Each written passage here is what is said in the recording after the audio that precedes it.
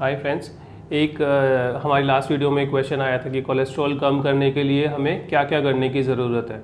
सबसे पहले अगर कोलेस्ट्रॉल पेशेंट का ज़्यादा होता है तो हम उसको, अगर एक लेवल होता है डिसाइडेड है जो कि ऑलरेडी कि उस लेवल के नीचे होता है, तो हम पेशेंट की लाइफस्टाइल मॉडिफाई करने की ट्राई करते हैं कि पेशेंट की लाइफस्टाइल मॉडिफाई हो जाने से उसमें कोलेस्ट्रॉल पेशेंट का कम हो जाए। अगर उस लेवल से ऊपर होता है तो हम पेशेंट को दवाइयाँ एडवाइस करते हैं।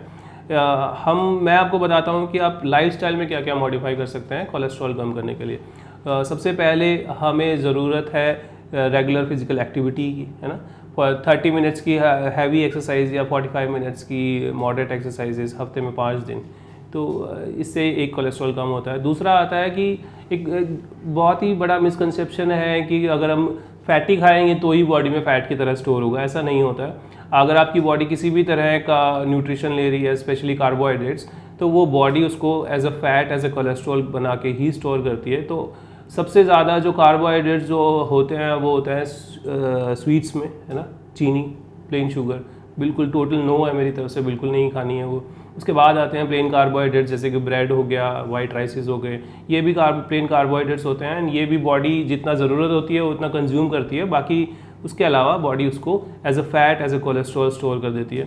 तो ये भी बहुत कॉमन रीज़न है बॉडी में कोलेस्ट्रॉल का डिपॉजिट हो जाना।